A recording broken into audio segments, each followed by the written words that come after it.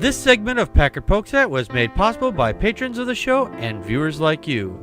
Please go to patreon.com/PackardPokesat to help support the show. Thank you. And we are joined tonight with Justin Schieber from the Reasonable Doubts podcast. Welcome, Justin, to the show. Hey, guys. Thanks for having me on. You're welcome. We set this up like a month ago. That's how long it takes to get on this show. I have to wait a week. I have to wait at least a week before I get on, at least, every week. It's a tough room. It's a tough room. Yes, it is. I have some general questions here, and then I have one that came in from our YouTube channel. All right, were you ever religious? And if you were, how did you come to your non-belief? Yeah, I was. I was raised in a Christian household, and so I was raised in the church, so I definitely believed for quite a while, and then roughly around my early to middle teens is when I started to take it very seriously, and it was around that time or shortly thereafter that I started having doubts, crept into my head, as I'm reading the Bible, and I'm having a more and more increasingly difficult time seeing these events as actual historical events. And once I kind of entertained those doubts, it kind of snowballed from there. And so it wasn't any particular argument or anything. It was a slow change in my ability to see the Bible as a plausible historical document. That's generally a lot of people say that they start looking at the Bible and they actually start reading it and they go, yeah, that doesn't make sense. Why would this be going on? It doesn't make any sense. And I always tell people, the fastest way to become an atheist, actually read the Bible with a critical eye, and instead of just taking it as like, oh yeah. Just don't believe it. Just read it actually for what it actually says. Right. Well, yeah. I mean, you can reject the Bible and not be an atheist, right? I mean, so it's definitely not an inference that you'd want to say, well, the Bible's clearly bullshit, therefore I'm an atheist. Right. What you could do is obviously, reject your Christian faith after reading the Bible. But to become an atheist, depending on what you mean by that, you'd want to either assess the arguments for and against the existence of God, or if you define atheism as simply a lack of belief, then if you fulfill that condition, then you count as an atheist as well. Exactly. We've had a couple of guests here in the past. They said, "Well, I don't believe in God, but I'm not an atheist." Like, well, technically you are. If you don't believe in God, that makes you an atheist by default. I mean, that's the very definition of the word, basically. My next question here is, what inspired you to start the Reasonable Doubts podcast, and what made you decide to really just get into it? And by the way, for everybody who's out there that's listening, the Reasonable Doubts podcast is on the radio. I mean, radio, like you pick up in your car, that kind of radio. Like, you guys what, you got like 50 stations? No, I'm just kidding, like 5 stations. Yeah, it's mainly around the Midwest. Yeah, we're on a couple stations there. But yeah, so I guess the story of Reasonable Doubts, I did not start Reasonable Doubts. I joined several years after the guys have already been in there. Okay. Been in the doing the show. And I had befriended Jeremy, who's one of the hosts of the show, through a small circle of common friends that we had. I was going around to different coffee shops and meeting different pastors and having conversations and doing kind of little informal debates for, small church groups or things like this. And that got me really interested in the arguments, the philosophical issues and the scientific issues surrounding questions of the existence of God. And what's nice about that question is it does tie into so many topics. And so it's always a fruitful area of conversation.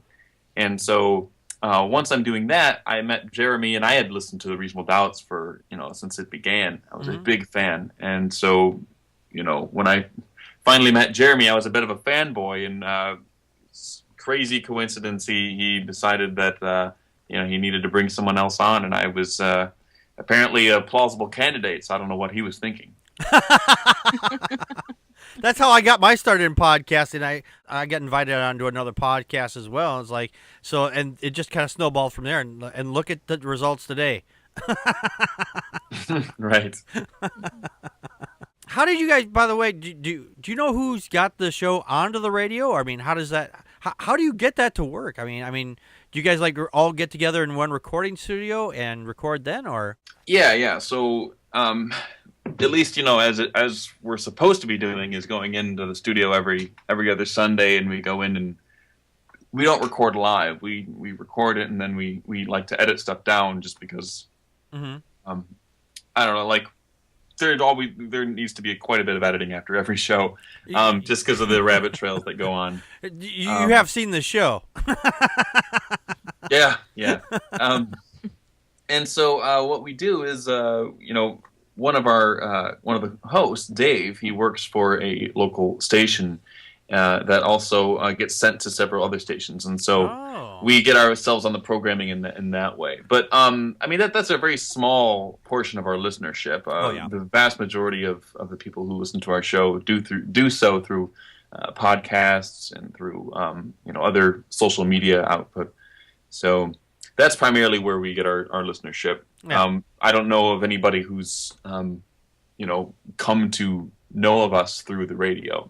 Yeah, I've gone through every episode of The Reasonable Doubts. I've been listening for like the last year or so. I went all the way back to the beginning. That's when I listen to a podcast series, and there's a years or more, or I go back as far as I can. I go back and I will listen to every episode just so I get a feeling for everybody that's on the show. Yeah, that's the best way to do it, I think. So this way you feel like you're.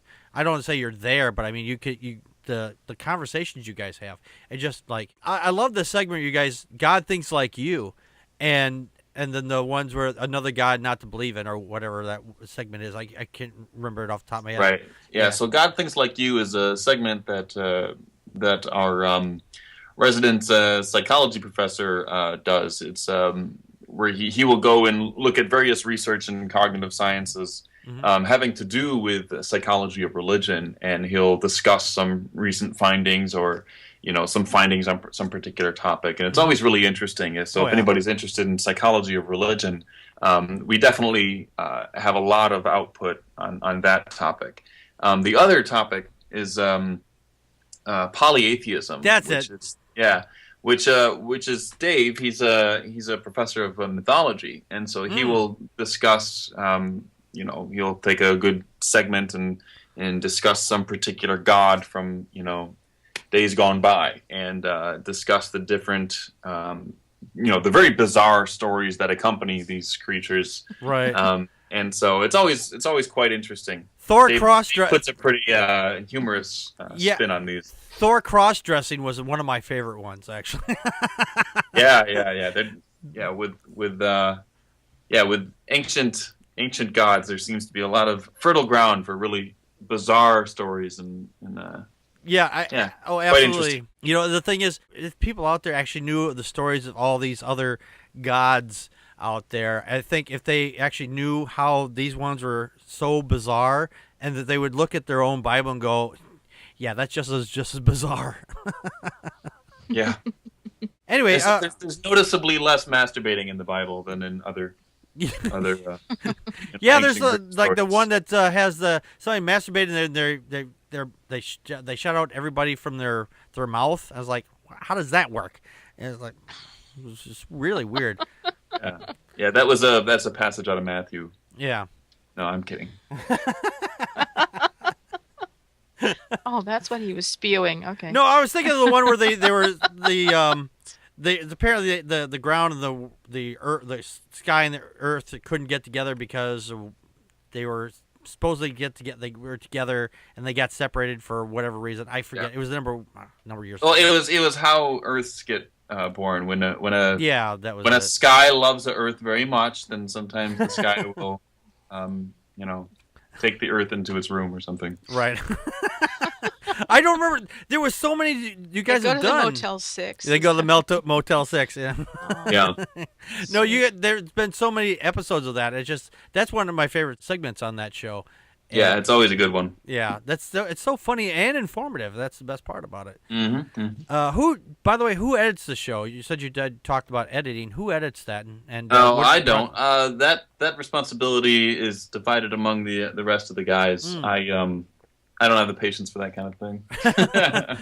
You just show up and go, "Yeah, I collect my check and I'm gone." Yeah, well, very often. I mean, we'll have our show planned out, but then we'll say, "Oh, I wanted to say this back, 10 minutes ago," and then we'll quick say it, and then the person in the in the editing room has to shift around all these big segments of audio to make it a cohesive narrative, so that the listener's not being like bored by the awkwardness, and it has a cohesive theme and flow to it. It can be difficult work, but it's worth the effort. Yes, absolutely. I literally will sit here and edit the show for about 6 to 8 hours after, and that's just for a short show. We have a half-hour, 45-minute show, and that takes about 6 to 8 hours to edit, and this one's going to take at least that. So don't worry, he's not saying we'll be here for that long. No, we're not going to be here for that long. I'm just saying. No, we've wriggled you in for the next 10 hours. Yes. Gotta go, guys. Yes, see? I've scared them off. I hate it when they just run off like that. We got to remember to put leashes out there. Tie them down. No, I'm kidding. What's one of the more interesting podcasts that you've listened to? Of other podcasts that I listen to? Yeah.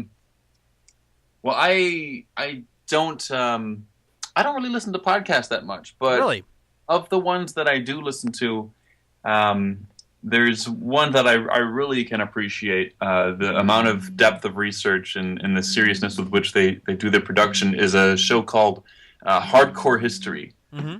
And this is by a gentleman named Dan Carlin.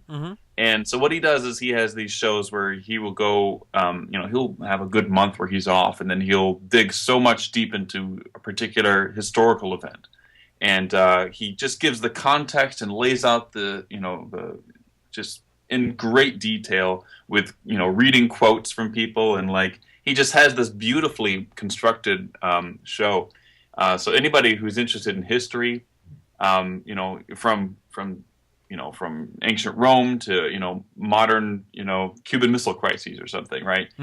This guy does an amazing job at just being incredibly informative and keeping it really interesting, and so he's one of my favorite shows. Is he on iTunes or? Yes, you can find him. Yeah, Okay. Google Hardcore History. It's a very popular show, so it's definitely easy to find. Yeah. Sweet. Unlike this show, which is not popular at all. No. You can't find us with a flashlight in a house of flashlights, all turned on. No, that would make it a little more difficult, I would think. No. What do you do outside of your podcasting? What do you do? So I have my day job, which is not of any interest. It's not particularly interesting. Okay. But what I do for other stuff that's kind of related to the show is I like to travel around to different campuses and do debates on the existence of God, or I've seen a few. other debates I've done are on gay marriage, and various topics of that sort. Those are always really interesting conversations, and I love getting into those debates and doing those in a public venue to get the critical thinking out there, and really just encourage a good, careful examination of the issues on both sides. And so that's why that's what I primarily enjoy. Yeah, I've seen some of those past debates, and I've heard them when they turn them into a podcast. It's like, okay, I'm going to ask my questions, and then you wait several weeks or whatever, and you go back and forth, and then you put it into one big coherent thing there, so there's no time lost in between, so you're not waiting, the same time frame for them to figure out what they're going to say, record it, and then send it off. I mean, those ones are actually quite interesting because those debates are those are not the live ones. What we do for those is it takes roughly about a month, and it's kind of like a written debate where you go back and forth, and each person has roughly a week to construct their response. And so by the end of the month, you have several segments of these two debaters responding to each other's arguments, and you edit them all together, but it's in audio form. Mm-hmm. And so the listener can just listen to this full-length debate that's taken, however long, several weeks to construct, but it's very detailed and very careful. And what's good about those, what's good about that kind of format is that it's no, it's about the arguments at that point. It's no longer about one's ability to think on their feet, like in a live debate. Rather, if you have, if your opponent submits his arguments, you have a week to go and, dig into the books and learn how such an argument can be dealt with. And so it's really nice because you do get that big buffer of time to really get technical with the argument and really explore in a significant way. And so I think those debates tend to get much deeper into the issues than, say, a live debate. But, that said, I do enjoy the live debates just because I think getting people in a public venue excited about philosophy is something that turns me on generally. Oh, yeah. May I ask real quick, which one of these more back and forth, you have the time to think of and work on your response? Sure. And, do you have on your website here? I'm looking at your website. Do you have one of those posted here? Yeah. So my website, my personal website, which has all my debates on it, is justinsweh.com, which is justinsweh.com. And yes, if you that's go, where I'm at. If you go quite near the bottom, you'll Okay. find a debate that I did with Max Andrews, it's actually like the fifth debate from the bottom. Okay. Max Andrews, who's a PhD candidate at Edinburgh University for philosophy. And that was a really interesting debate. That was one of the first ones I did of this format, and it really turned out well, I think. Oh, the Amalekite genocide? The Amalekite genocide is another one. That was okay. actually a live debate that I did on a UK radio show. Okay. Oh, I'm sorry. I see the Max Andrews. There's your Yep. headshots, and that's real.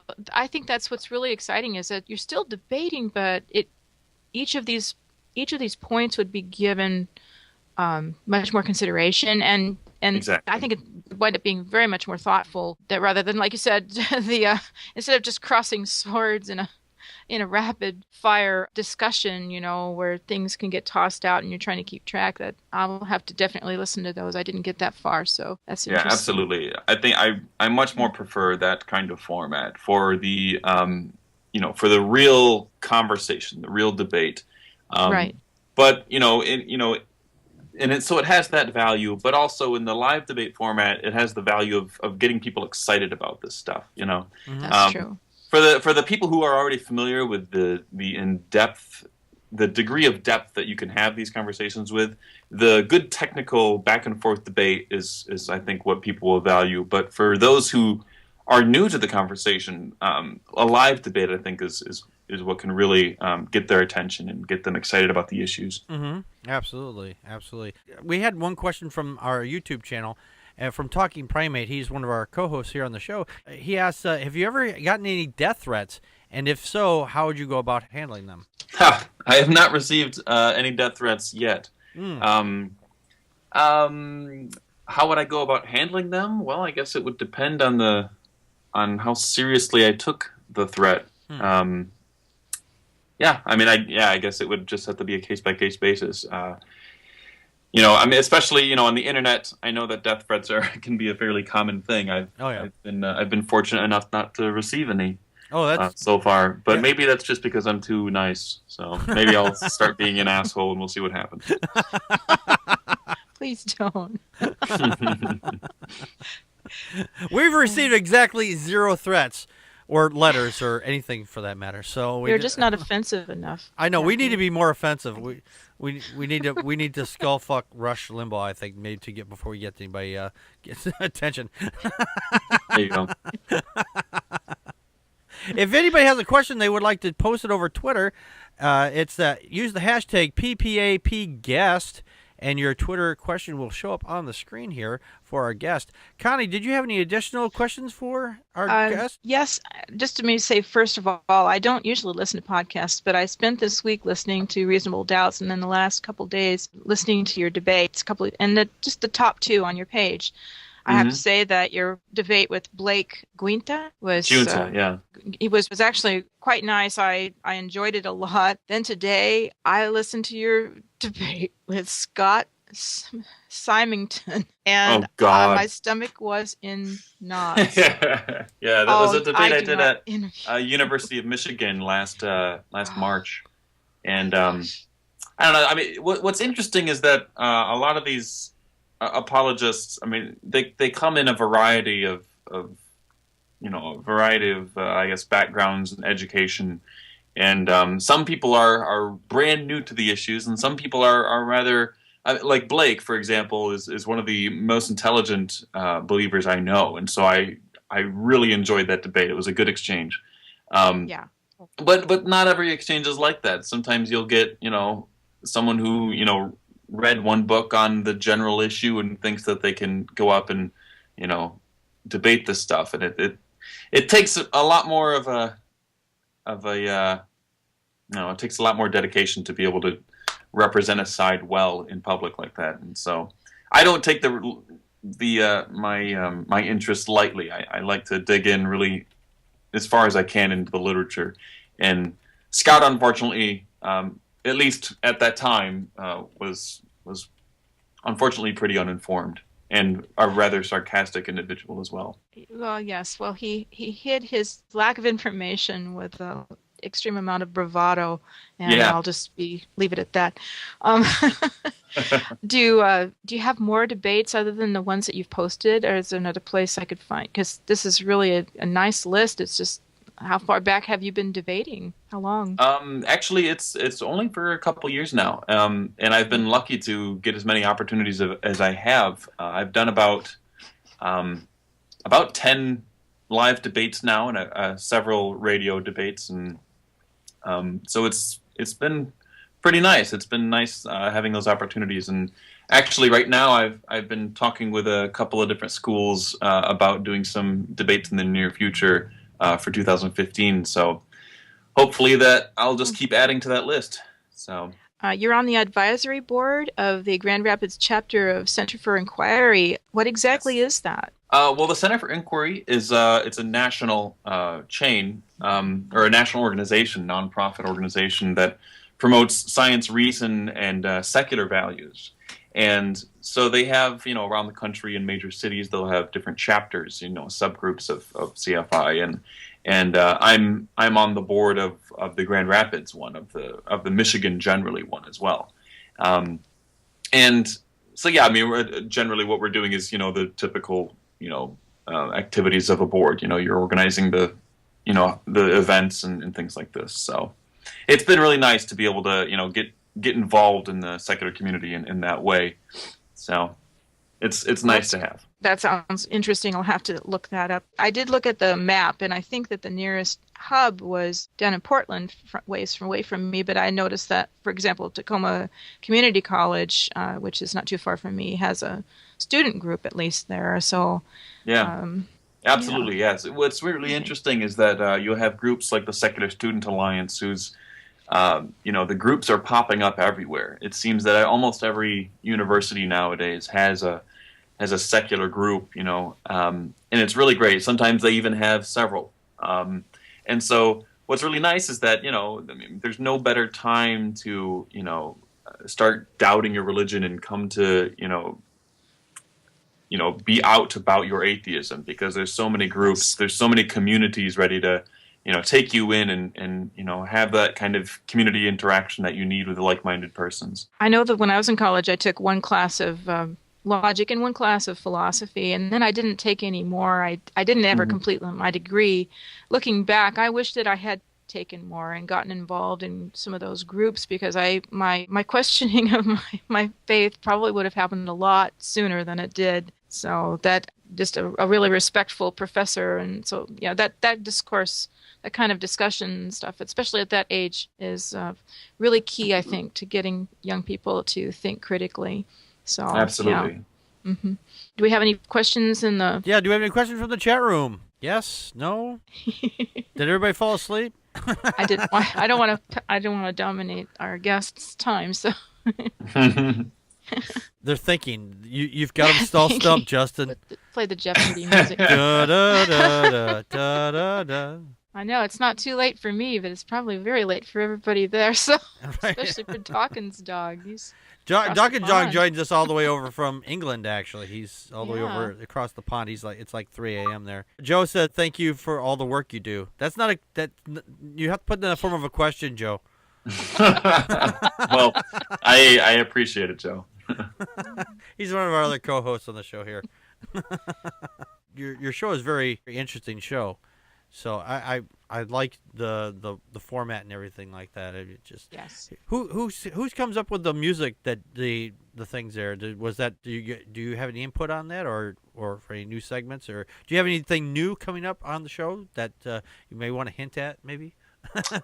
Well, we got I mean, the music, I'm not entirely sure. I know that we have one band that is no longer together. It was a local band in Grand Rapids called Love Fossil, and they do our main theme, which is the da da da da da. It's Yep. that little Yes. that little musical intro. But other than that, to between the transitions between segments, we have little clips of music, and I'm not entirely sure what those are, but. As for up and coming stuff, we are currently planning some pretty meaty episodes, philosophically speaking. Oh, cool. And Luke has been off a few weeks, and so he'll be back soon to bring some more of the psychology of religion for his God Thinks Like You segments, and so we're about to start back up for 2015. We've been off for a month or two, but Yeah. we're about to start back up here, so pretty quick. Yeah, you guys, your show, it's pretty hit and miss sometimes. It's just like it's there, and it's like you're like boom, boom, boom. It's like then I was like, where'd it go? It's like, Yeah. Well, yeah, life gets in the way, unfortunately. Life. don't- Wait. Hold it. Where's this thing called life? You mean people we get to have a life? And where can Packard buy? Where can I buy this life? Oh. This is totally an aside, but I think it is Luke I'm thinking of. Sounds like the friendly atheist, and then Dave, your myth guy, he sounds like Hugo. I think it's Hugo from Bible Reloaded. For a second I really? thought, when I listened to him on noticed the radio, Yeah, Jake and Hugo of the Bible Reloaded are good friends of mine. They live in Michigan as well, and we hang out every once in a while. They're Well, really cool guys. Point them our way. We'd like to get them on the show at some point. Actually, Okay. I love listening to their show on YouTube. I love their when they do the chick tracks. Those things are like Oh, God. those things are fucking hilarious. It's like they just did this one where this guy the old western one, and they're like. The guy's like, "Oh, I'll kill that pastor as soon as he walks into church." Oh my God, I've never felt this way before. All of a sudden, oh, it's like like that happens all the time. It's like that's so believable. Jack Chick lives in a different universe, I swear. He's written some pretty weird stuff apparently because he's Oh yeah. it's all about the propaganda with them. So, this came in. My producer, she posted this. Who would you like to debate if you had the choice? Oh, that's a good question. I've been actually wanting to debate Frank Turek for quite a while. He's a fairly well-known apologist, probably Yes. Second best-known apologist next to William Lane Craig. Yeah, I don't think that means he's very good. I think he's I don't know how to say this. He's a particularly interesting individual. I'd like to debate him, though. I think we could have a decent exchange, and I'm hoping that the aggressiveness of his other debates, that he could tone it down if his opponent was cordial with him. So I'm hoping we'd be able to have a productive dialogue. But other than that, I'd love to get at William Lane Craig, but I know I'll never be able to do that because I don't have a PhD. So Oh, he only debates with people with PhDs. yeah, that's a thing that he's last few years or so he's put that condition on his debates. Oh, that's Unless of course they're super crazy popular and they are very influential atheists or something, right? So, I don't see why he could put that out there because he's got his from a Cracker Jack box apparently. So I see here he was. I was trying to remind myself who he was. He was noted for his debates with the late atheist Christopher Hitchens in 2008. Oh, okay. Yeah. He's debated Hitchens a few times actually. Yeah, and those exchanges were, more, more, I guess, more light than heat, right? There was those are interesting conversations, but the debates of this sort very rarely enter into the most interesting aspects of the debate, which are the actual, at least for me, the technical inferences that are being made and pressed upon each other in the comparisons between the best atheistic hypothesis and the best theistic hypothesis. Yes. That to me is where the question comes down to.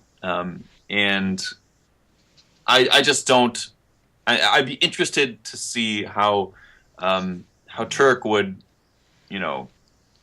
engage in debate with me on an issue, when it's phrased in that best way, I think.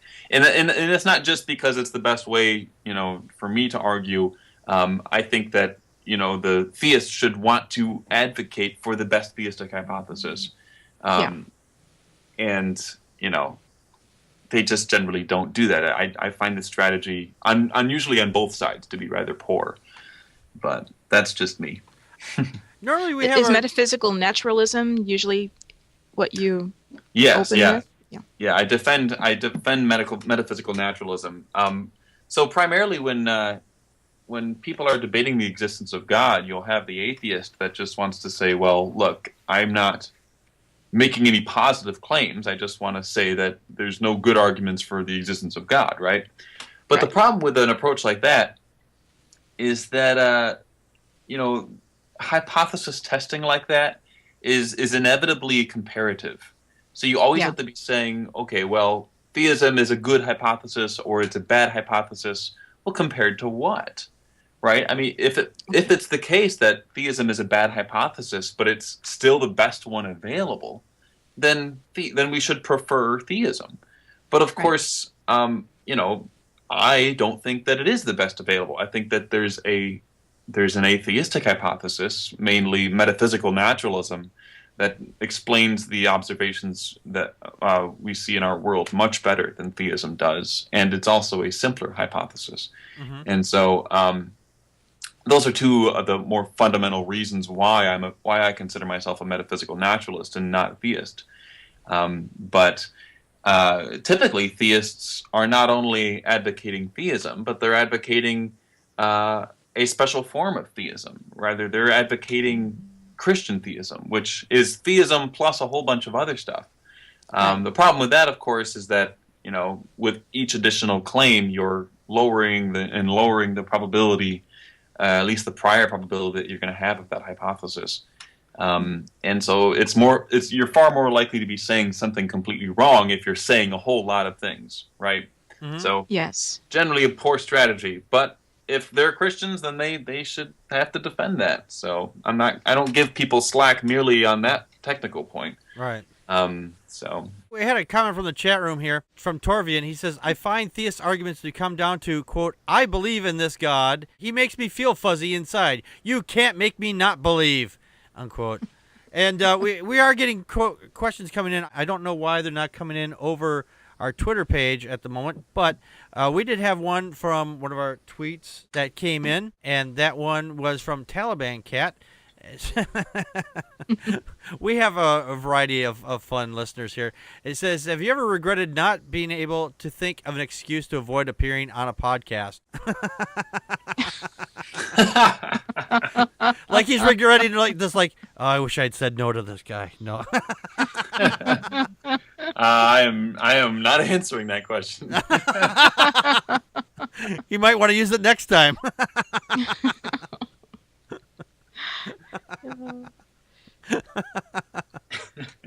God. Yeah. So yeah, no, we're not going to get any questions there. Dawkins,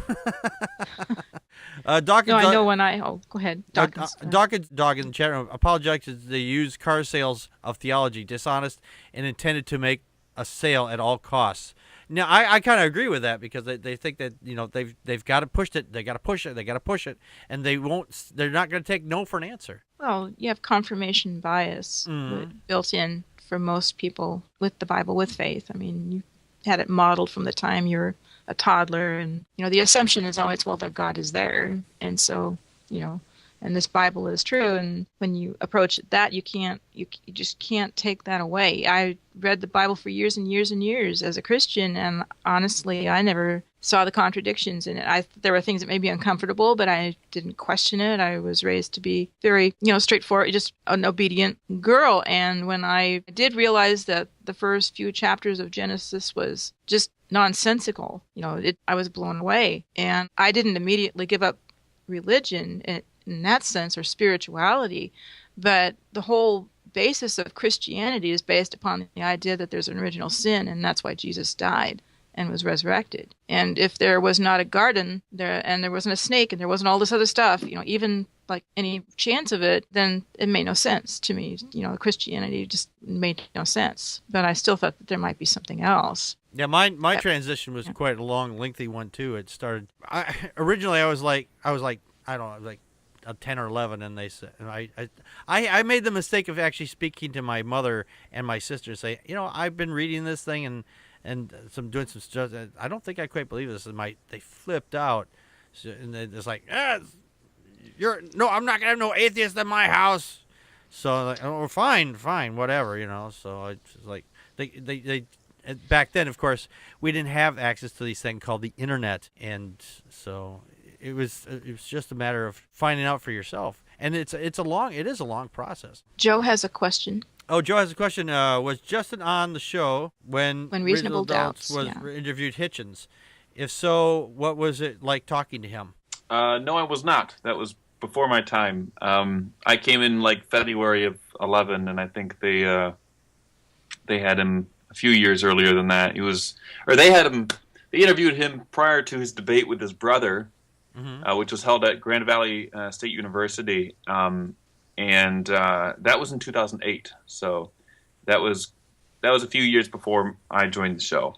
But I know that he was an interesting character from the stories I've heard from the guys. So okay.